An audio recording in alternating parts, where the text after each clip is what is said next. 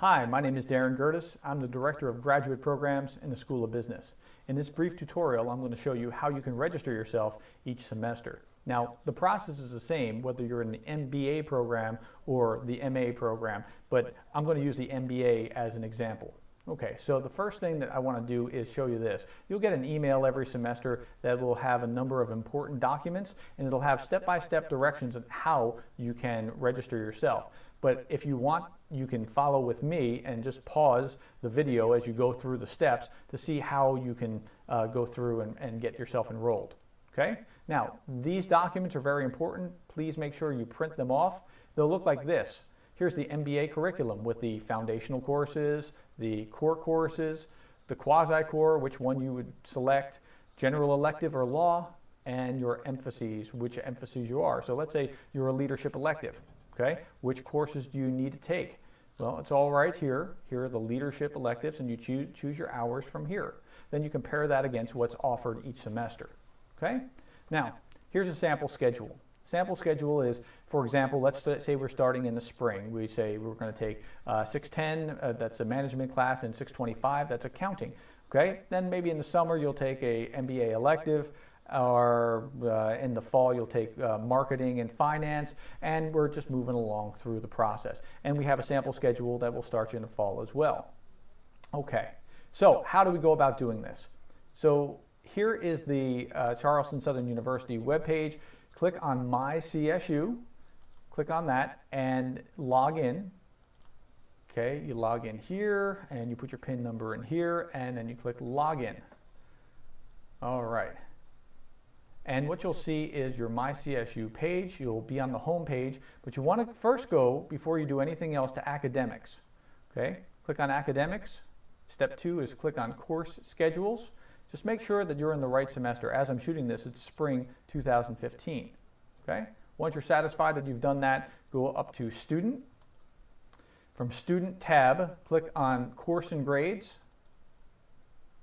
From Course and Grades, click on Course Needs Advising. Okay? And so you'll see now this is a student's name, Ted Test, and you'll see what he needs to do here. So he'll click here to view his course needs.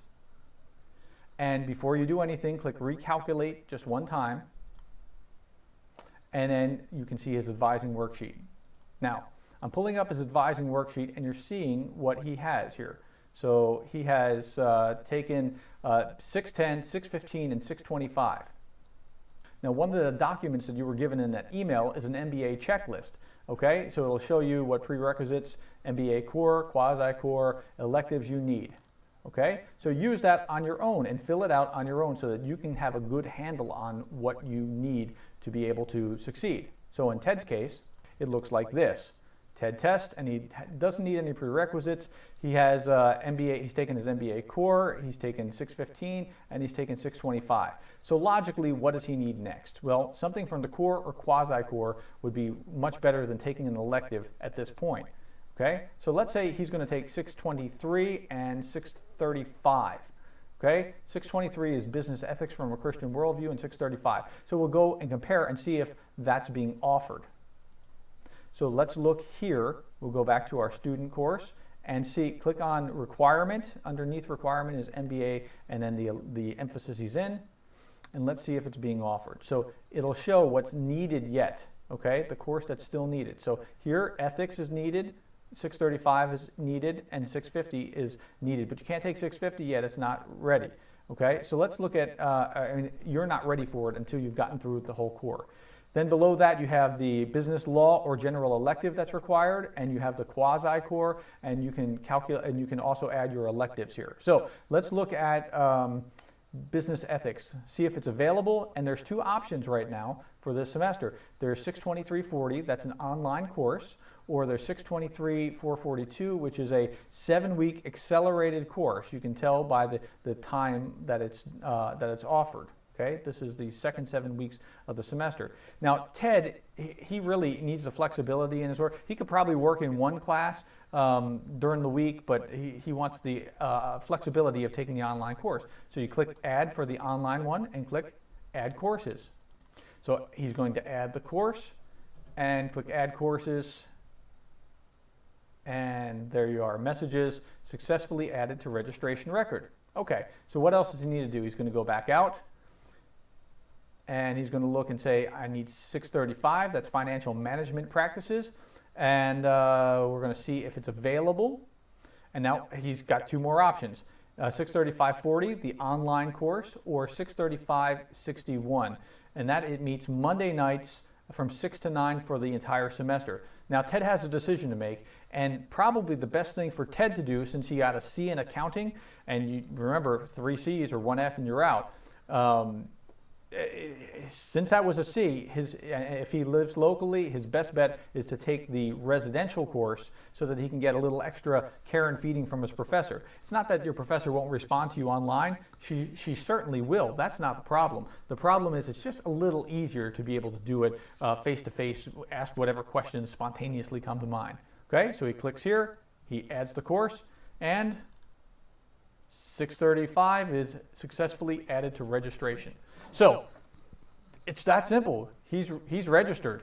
He's registered for these 2 courses. It's reflected. You don't have to do anything else. Now, if you cannot register, there's a reason. Maybe you have a hold. You haven't been yet accepted to the School of Business, and so first semester students can't do that because we have to flip a lever in the online in order to allow you to register yourself.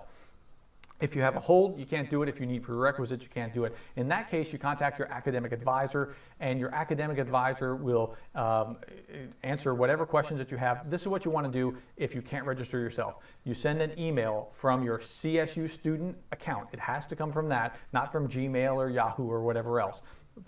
I think it might even be a federal law that we're required to get it from that account so we know it's you. Send that an email. Don't tell them, tell your advisor, hey, I want to take this and this. Ask your advisor, because she might know whether it's better to do this one or that one. Ask, should I take these 2 courses? And then have a third option. I'd like to take these 2. What do you think? And then have a third option waiting in the wings just in case something fills up. And she'll guide you to the courses that you need.